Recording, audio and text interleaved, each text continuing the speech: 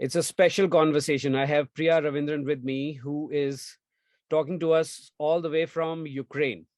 She used to live in Kiev before everything just changed suddenly, and she and her family had to leave it. Uh, of course, I've been speaking to her for a while. We've been exchanging messages, but things were not really good, and it was not easy for her to come on a Zoom call. And I wanted this conversation to happen on Zoom. So we waited. Priya, first of all, are you okay? Is your family all right? Yes, thank you, Tarun. Yes, we are okay right now. We've been here in Ivano-Frankivsk in Western Ukraine since the 28th of February. Um, so it's been a while since we've been here ourselves. I think it 32, 31, 32 days, where today is the 35th day, I think, of the war. So we've been here now 32 days already in Ivano-Frankivsk. Yes, I am counting by day. Uh, so we're okay. I think that initially there was a lot of shock. There was a lot of sadness. There was a lot of grief. There was a lot of anxiety. There is still a lot of anxiety. There is still a lot of sadness, but a lot of the anxiety and sadness has more moved on from it being about me and us and more about um, our family, our friends, especially ones still remaining in Kiev and in Zaporizhia, where my husband is from in southern Ukraine. It's also a very much an active war zone right now. It's the Zaporizhia is just about 3 hours from Donbas, so it's very easily accessible by road. It is also where the nuclear power plant is, which is currently taken over by Russia. So and the entire the city is completely surrounded by Russian forces. So there is a lot going on there as well, and our entire family is down there. We have friends back in Kiev. Obviously, we still have our home, which is by far the least important compared to people. But a home is more than just concrete and four walls. It's a lot of memories. We've been there since I was 26 years old. Since we got married, I moved here for our 8 years. We've been through everything from getting married to getting diagnosed with thyroid cancer to having a child. So it's everything has happened in that home. So obviously it's a very emotional, vulnerable feeling to have to leave in that manner that we did, not knowing what was going to happen. And now, back then, I said that if we make it out of this alive, all of us, that will be just the best case scenario, the thing that I will be most grateful for. But obviously, as I sit here every day by myself and I think about my home and I think about all the memories and I think about all the things that we left there, there is a certain sadness involved in regards to it. But regardless, nothing else beats people still living there. I have a lot of friends still working and living in Kiev and now in Zaporizhia as well. So every day my anxiety and um, my anxiety for them is always at an all-time high. Whereas I think for us and our situation, we've reached the acceptance stage. So for now, we've gotten used to, okay, we're here. We have settled, we have been lucky enough to find a place because it's very, very difficult to get any type of housing here because of the influx of refugees coming from all over Ukraine here in Western Ukraine. And it was a lot for us to find this spot, but for now we have a roof over our head. We have food there. It's not like before war. There are a lot of things that are unavailable. There are a lot of things that are scarce, but we get food and there's enough for us to eat. We're not starving, which is more than a lot of people are facing. So at this moment, we're okay. And I don't really have much to complain about on my end. So, Well, good on you to say that, because we know the situation's tough.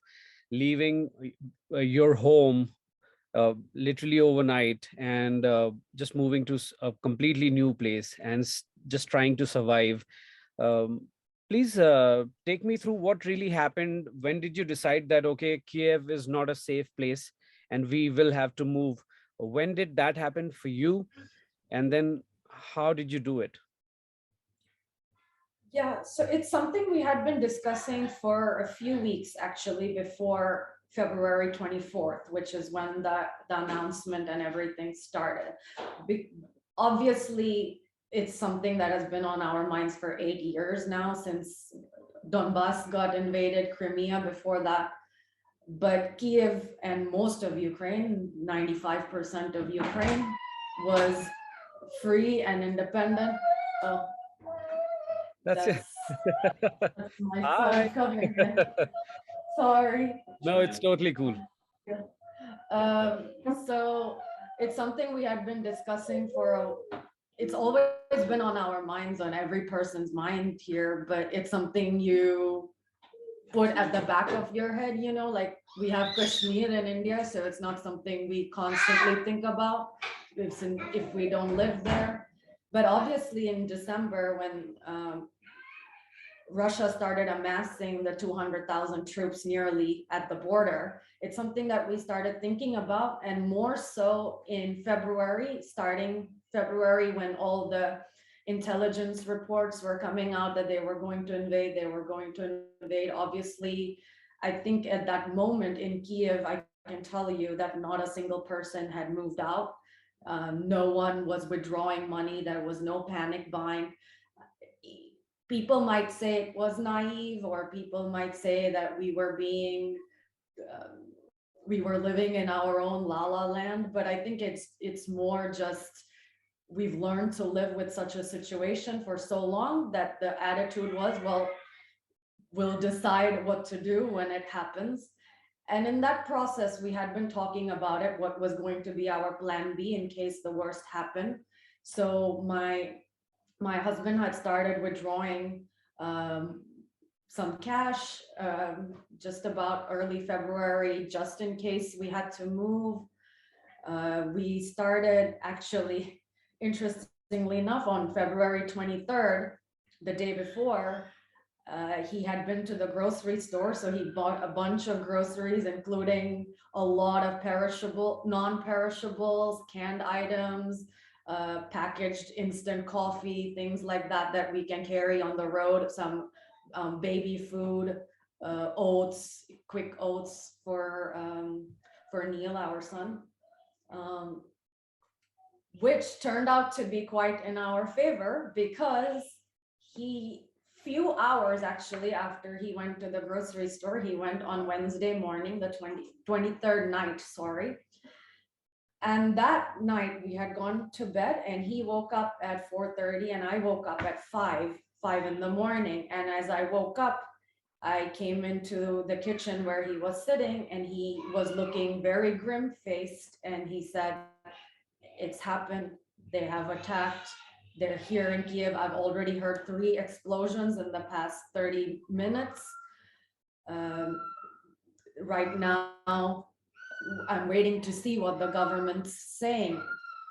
And actually, at that time, when the explosions happened in Kiev, as well as in other parts of Ukraine, in Kharkiv, in Chernihiv, in Mariupol, multiple areas all over Ukraine, they had been airing Putin's recording live at that time all over the world, where he was talking about the fact that he felt that Ukraine didn't have a right to exist except under Russia, that he was going to quote unquote denazify Ukraine and get rid of the neo-Nazi government in Kiev, even though Zelensky is Jewish, has an entire family that fought in World War II.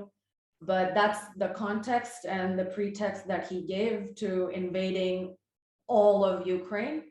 And as we were watching that video, we heard more explosions, at least two more at that point at around 5 in the morning, and emails and communication from our government started coming in saying that yes, it has happened, that Russia has attacked, but at this moment, at that time, they said that the situation was under control, that we needed to give space for the military to work, that the safest thing would be to shelter at home so as to not crowd the streets, to leave it for the military to do their job.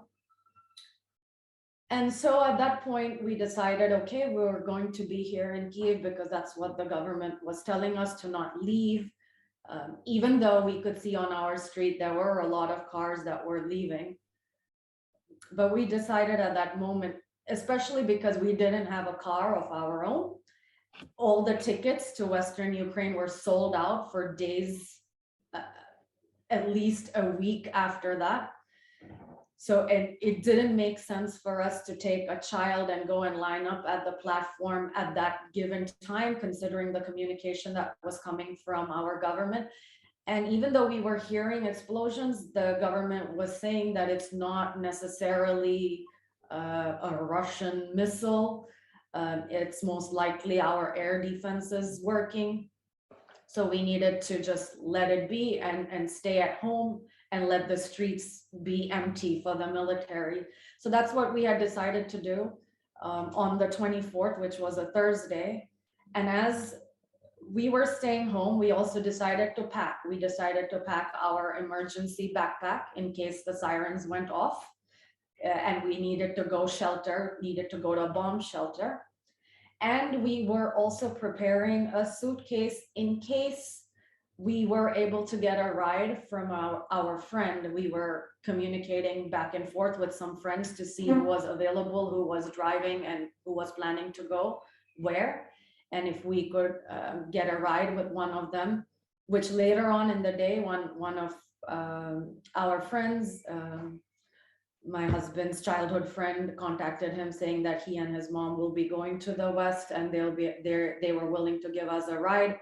So we thought about it, and at that moment, at that time, the government was still saying to stay at home.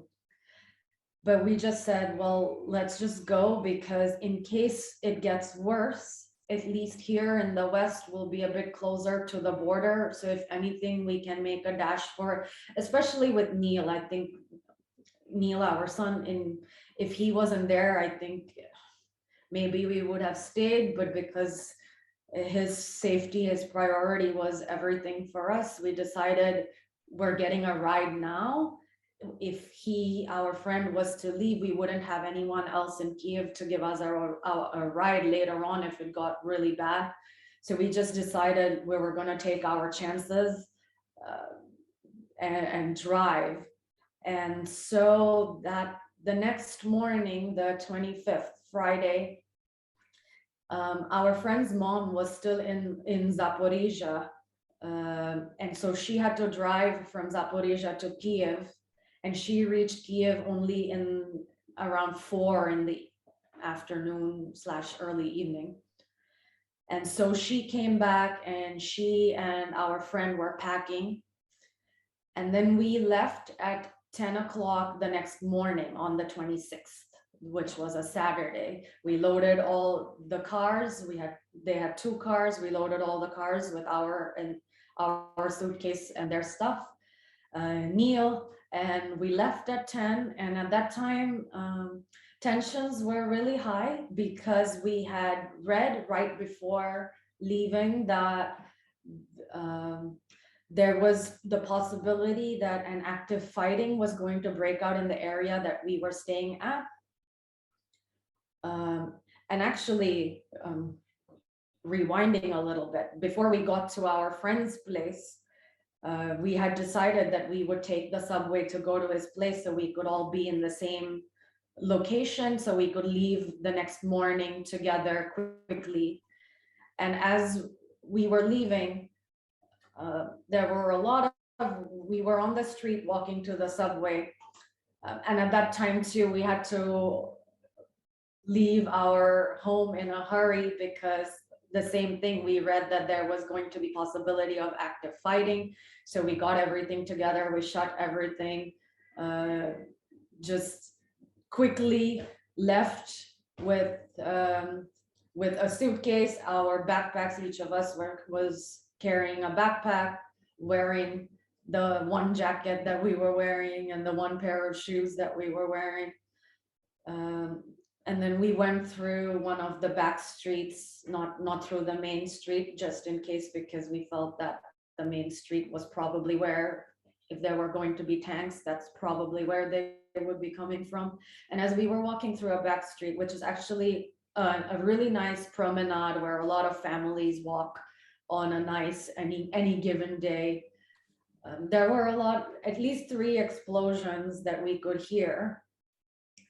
And at that time, Neil wasn't having it. He decided he wanted to sit on the street and he didn't want to move because he's a child and he doesn't understand that we're fleeing for his safety. So we had to take turns between trying to carry him and drag the bag. And actually that walk took us 30 minutes as opposed to 15. And it was a lot of tension because anything can change, right? In a second, anything can happen. And especially when you're hearing these explosions, even if they may be the air defenses, when you're on the street at that point, the nerves were at an all-time high. But luckily we made it to the subway. But the train wasn't moving because one of the stations was shut down because of ongoing military activities in the area. So after waiting a long time, we finally decided to call our friend and he came to give us our ride. And luckily when we got to his place with no issues. And so after they packed and we packed the car and then we left the next morning at 10, that was definitely the hardest part of our travel, leaving our home first, leaving our home in Kyiv and then leaving Kyiv, not only because of the meaning and the value that Kyiv carried for us in our lives and what it meant to us and the manner in which we were going, but also physically we were under danger potentially because it was an active war zone. At that point, there had already been instances of active fighting in different areas in Kyiv. There had been saboteurs. There had been Russian military men dressed in regular civilian clothing, causing issues, starting fights, street fights. And obviously there's the possibility of air raids and missiles and all that. So the most challenging and the most difficult part for sure was leaving Kyiv. And at that point, my husband was our navigator. He was on Telegram, which you know Telegram, right? Yes. So we had some active chats here. Actually, it's one of the biggest apps that we are using even now in Ukraine, and those different chats was telling us at live time which street is safe and which street is not. So we had a rough idea of how we wanted to go and where in order to exit Kyiv, but we were looking through every minute or so, refreshing to see what streets were safe and what weren't, and if some of the streets that we were planning to be on weren't safe, we were rerouting the GPS to find something else to take some of the back streets before we could make it out. But luckily we were able to make it to Borispol Airport, which is the main international airport in Kyiv, which earlier on the 24th had a lot of back and forth between Russia and Ukraine, but luckily at the time when we were traveling, it was under Ukrainian control and it hadn't changed. So that was really good because the main highway going out of Kiev goes through Borispol airport. So luckily we made it there with no issues, and we were able to exit Kiev also with no issues. Luckily we didn't come face to face with anyone but Ukrainian military people. We did, obviously it's an active war zone, so it was really surreal to pass a lot of tanks, a lot of military people, a lot of checkpoints. I'm I'm used to, I've been in Pune and we have that National Academy. So I'm used to going through a military checkpoint, and I'm used to since 2008 having my car checked right when we go through different hotels in India. But this one was on a complete other level, unlike anything I've ever experienced, because there was heavy military presence. There were tanks. Um, uh, a lot of them, I can't obviously tell exactly where they were, but as we were stopping by and I was looking at them, and I saw that a lot of them were so much younger than me, young men, essentially maybe right out of college, maybe some even teenagers. I'm 34 and most of them looked like they were no older than early 20s. And to see their faces at that point, uh, talking to us, asking questions, and knowing that these are the people who are going to be defending us and defending our freedom and defending this land that we live on. It was a very emotional experience, especially knowing that many of them might not make it out alive then. And it was very surreal to see all those tanks that I had earlier only seen in museums and in movies, to actually see them and in so many parts of Kiev. We even drove through tanks that were blown up with smoke. Some of them had smoke coming out of it, so we could tell that it was something that just happened. We had cars that were completely blown up, lined up next to some of the military checkpoints.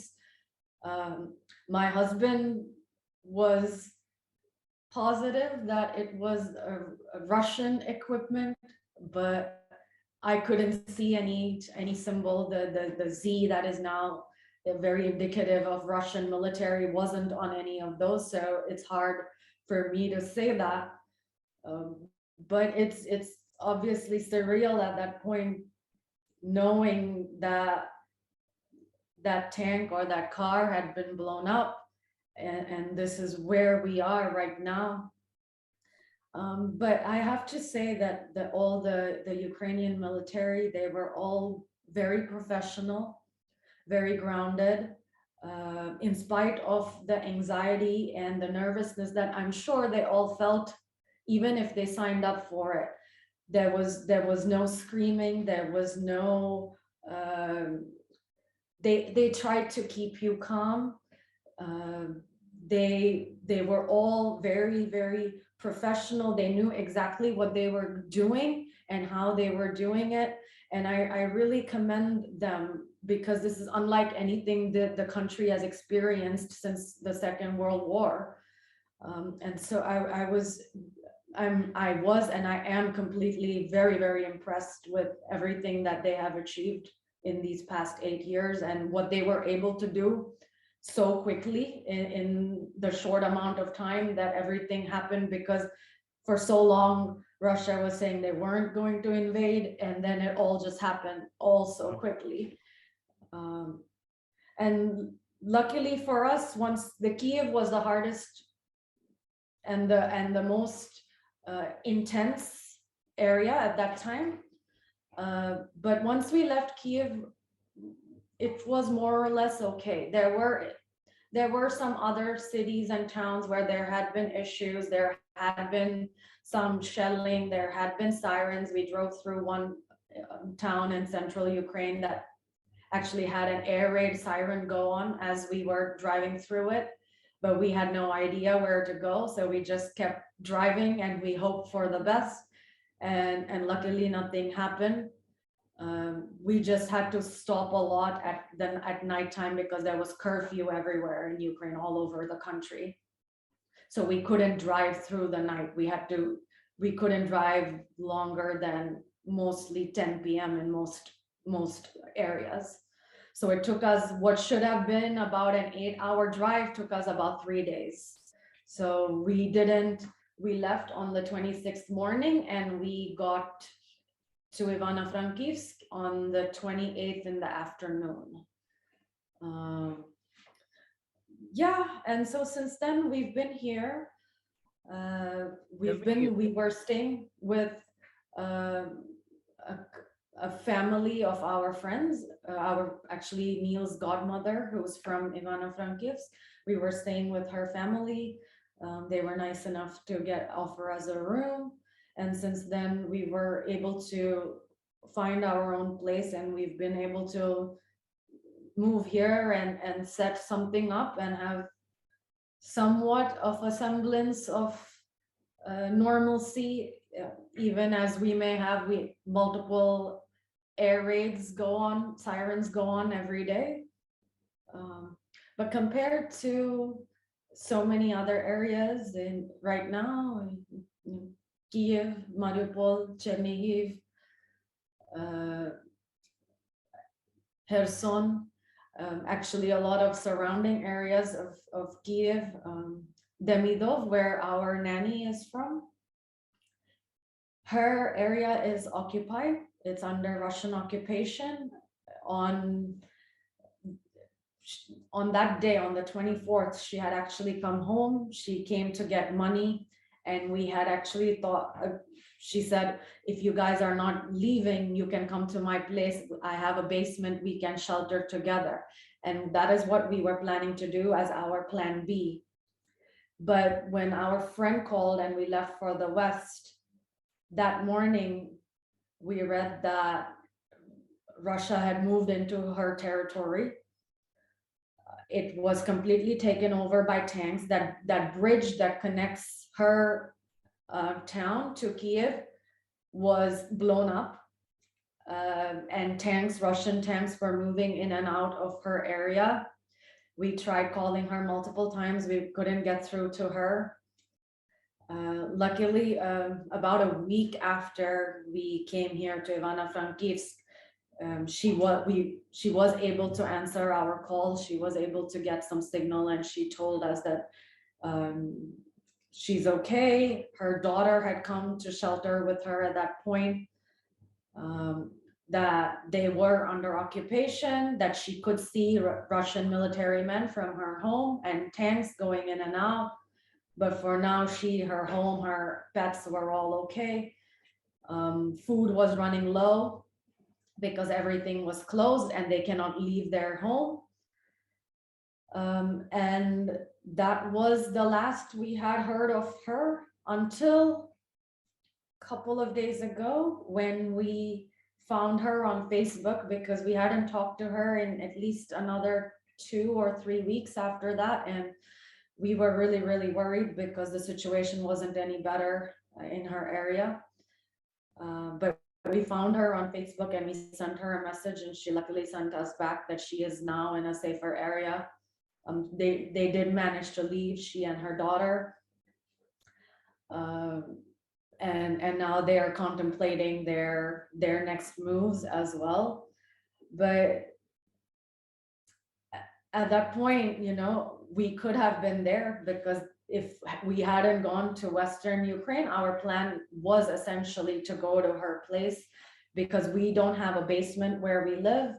And so we thought, well, if we go to her place, she'll have a basement. We'll also have some help with Neil. We'll have, essentially, she's family to us. So it will be a familiar face. So we're not living in anxiety just by ourselves.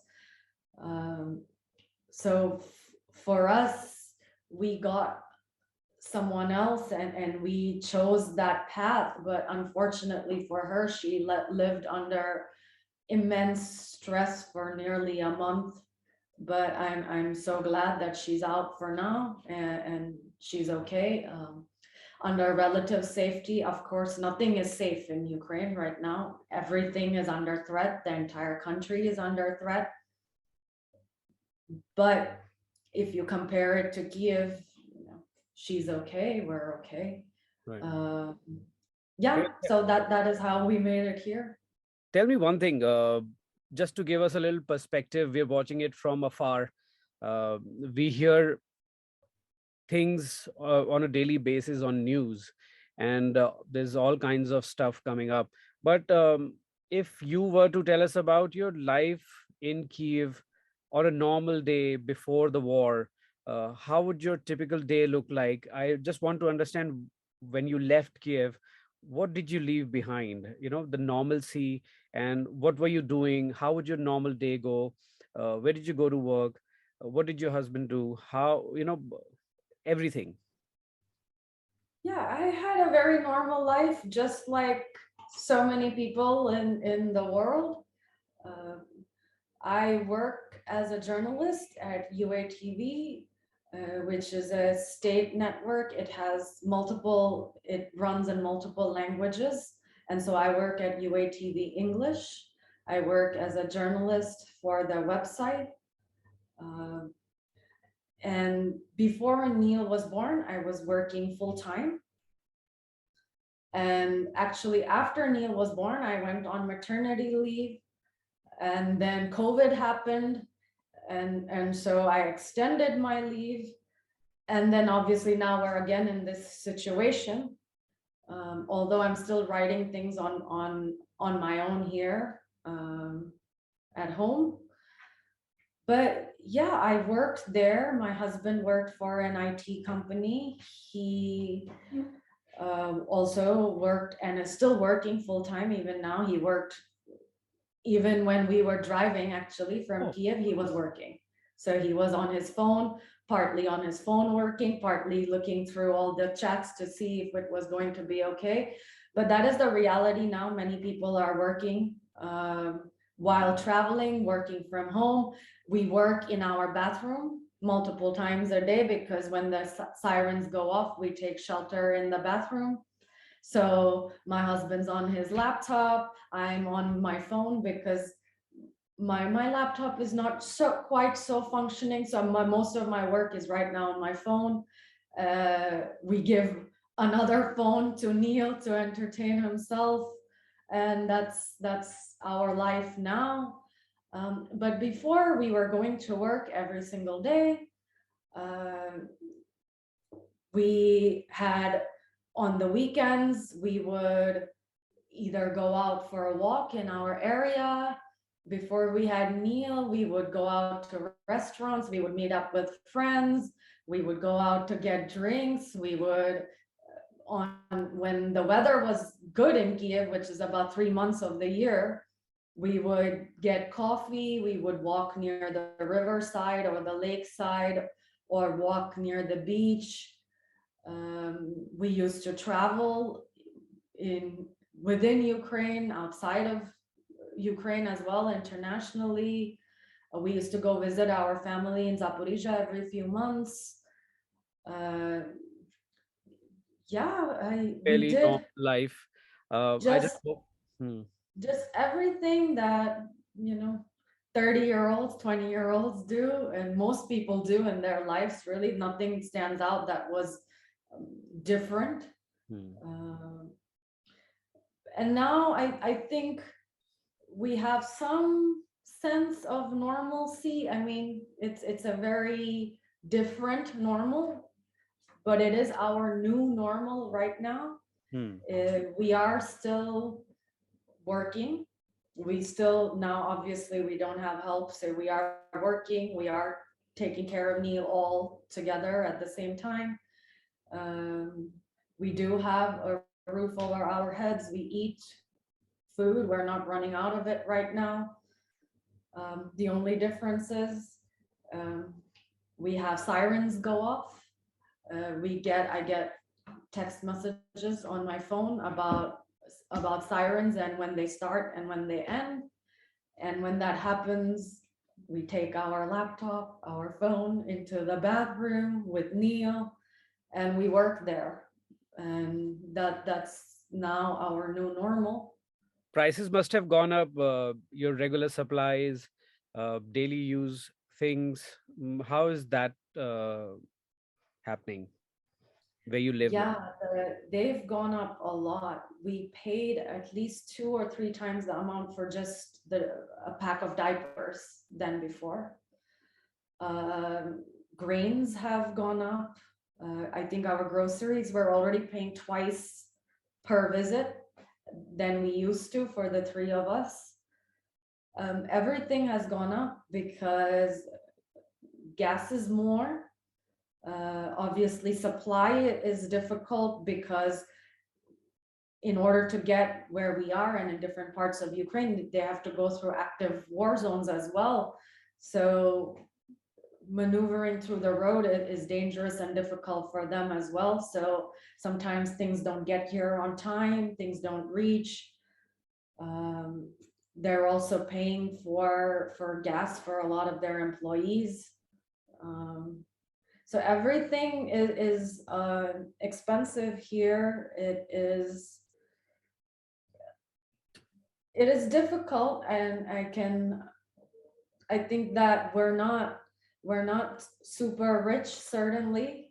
We do have a small amount of savings that we can use for these things, but for those who don't, it is really, really difficult because even for us, it's so expensive just to maintain a normal life.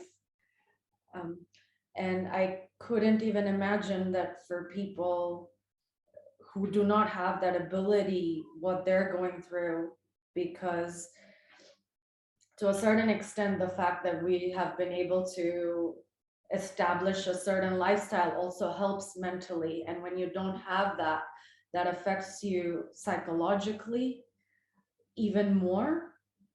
And even though I miss our home, I miss Kyiv, and I cannot wait to go back, my emotions really don't compare to those who still don't have a home, who are living in railway stations, um, and have to deal with additional price hikes and food insecurities, and all that. And to a certain extent, which is why I can also understand why, even though the Ukrainian government has done quite a bit, there are shelters that have provided food, housing, Hmm. but it is very saturated, which is why so many people are leaving the country in a mass exodus right now. I think it has reached already 4 million, if I'm not mistaken. And a lot of that has to do with the fact that, abroad, even though things are difficult there, but because they are in a better place economically, they are able to arrange for more shelters, they are able to get food, and sometimes that is the better decision, because here, um, everything that is free is nearly taken, Right. or actually fully gone. So unless you can support yourself, it's impossible. Did you And consider and for leaving? many people have lost their jobs, as you can imagine, since the war has started. Many businesses left, so people don't have money coming into their bank accounts. So for them, they rely on government subsidies right now, and that's already on the brink right now here. So Ukraine, luckily, has been very fortunate to have a lot of European countries and EU members accept people as refugees. We had one of my husband's juniors, he his wife and his mother or his mother-in-law, they left to go to Germany. They passed through the Polish border, they went to go to Germany, and they were saying how they essentially got adopted by this German family who let them stay in their home. They had people from the entire town come by and give them food. So Ukraine really has been very, very fortunate to have good international support, especially for its refugees. And I have friends who left Kiev. I have a friend who is also a journalist who was working in Kiev for 3 weeks in a closet, sheltering in a closet with her mother-in-law and her 3-year-old daughter while she worked full time as a journalist. And she managed to leave a week or two ago, and she crossed the border and she's made it to Berlin. Um, so yeah, uh, Did you consider leaving Ukraine at any point of time? And yeah, that is when we were talking about our plans, that is something that we spoke about. But I decided because I think within the few hours after Russia invaded all of Ukraine, martial law was declared in Ukraine. And under martial law, men between the ages of 18 and 60 cannot leave the country. And so that means that my husband cannot leave. And it was extended. It was extended a few days ago for another month. Um, so since we came here to Ivano-Frankivsk, and for now we feel like, okay, we can handle the sirens. Obviously, when sirens are going off, we're not naive enough to think that we're safe. Sirens go off for a reason, there is threat. But for now, it is something that we can handle. We don't right now feel like the need to flee. And for us, for both of us, my husband and I, our allegiance here lies first to our home. And we would like to remain in Ukraine as much as possible. Uh, Secondly, my allegiance lies to my husband. I would like to be with him as much as possible because without me, he doesn't have anyone else right now. And he needs someone to support him as well. And I want to be there for him. I want our family to be together. I want our son to have his father and spend as much time with him as possible. Should the time come and we feel physically threatened, if it wasn't for Neil, I would still stay with my husband. I wouldn't have any intention of leaving him. But with Neil, obviously things are different. So should the time come, I have some ideas about how I want to do it. I have a friend of mine from college who lives in Germany who's willing to drive to the Polish border to come pick us up. So I have to, if the time comes, which I hope it doesn't, but if it does, then that's the move that I will make. But for now, we stay. I will only move if I feel like Neil's life is in danger, and then I will go with him if my husband can't make it. But for now, as much as we can be a family and stay together, I would like to keep continuing that as much as possible. I hope you never have to leave Ukraine, not because of the war. Whenever you leave it, you do it for travel or for seeing the world. You stay with your family, and I wish you a lot of strength and safety. And of course, I wish you get back to your home as soon as possible. Uh, Priya, a lot of love and lot of strength from India to you and your family.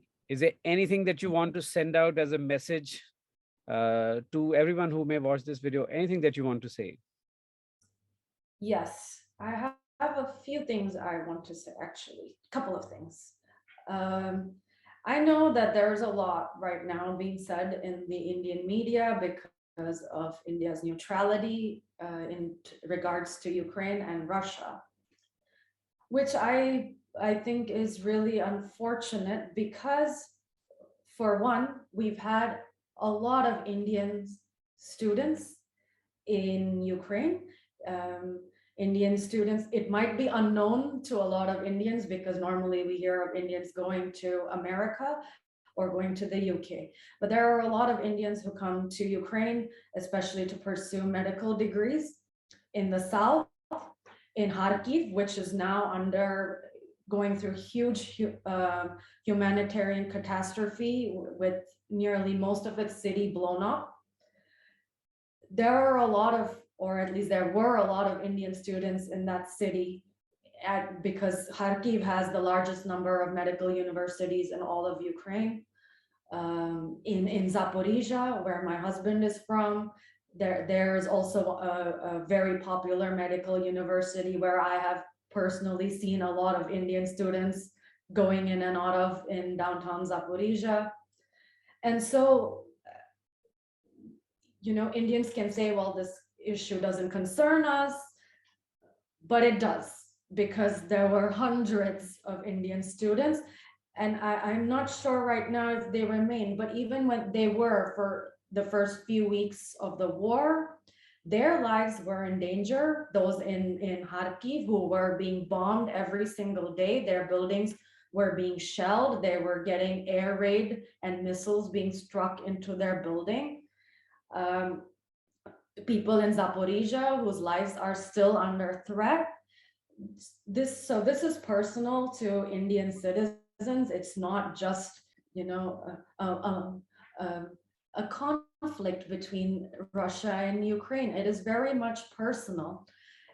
And on top of that, for a country where we live in, where we have active hostilities with China on one side and Pakistan on one side, and we are always looking to garner international support when we have a terrorist attack or when we have Chinese soldiers who come and kill our military men.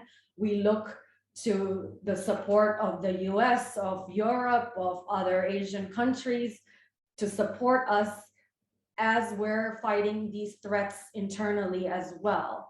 And so for a country that lives under hostility, I would think that we would understand the situation that Ukraine is going through right now, having an aggressive neighbor who believes that this land is not theirs to have, even though Kyiv has existed for a century before Moscow ever did.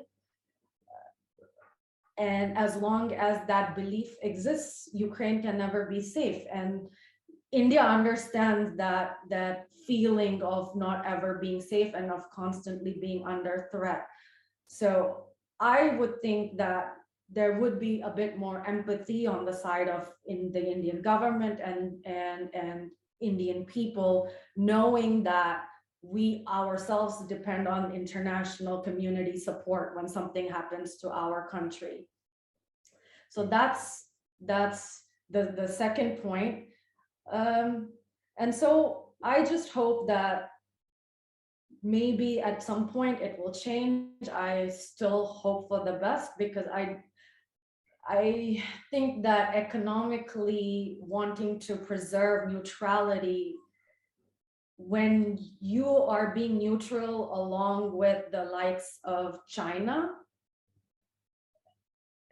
is that the message that we want to send when we are the only democratic country constantly abstaining? We are the only democratic country not right now sanctioning Russia. We are the only democratic country that has not said anything against Russia. We were also the only democratic country and the first one to come out in support of the 2014 Crimean annexation by saying that, well, it was the will of the people when it was a forced referendum as real as elections are in Russia. So being the largest democracy and siding with China on the other hand in terms of all of these issues, is that the image that we want to portray to the world? And we have to also understand on a more humanitarian level, these Ukraine never attacked anyone. They have just wanted to live in peace. Any wars that were started under the Soviet Union. Since then, in the 30 years that they have been independent, they have not attacked a single country. All they want is peace for their citizens, and they are dealing with a very aggressive neighbor who has nuclear weapons. And for now, they have fought very bravely. Everyone is so resilient, so hopeful for a better future, but people are still dying. Millions of people are dying, who are being shot dead, people who are evacuating when it has been an agreed upon humanitarian corridor. Russia is shooting people at point blank range in their cars. There are videos of, and there's a video of an elderly couple being blown up by a tank while they were evacuating. And this is right now, every single day going on in Ukraine. We had 300 people sheltering in a drama theater in Mariupol when a heavy bomb was thrown on them. 300 children, women, pregnant women, and elderly people, no military people. That was not a military area. That was very much a drama theater. And they threw a heavy bomb on them, and most of them, at least 50%, 600 people at least were sheltering. And as far as we know right now, at least 300 of them died. And every single day, this is the situation. These are real innocent people who have never threatened anyone in their lives, and they deserve to live in peace.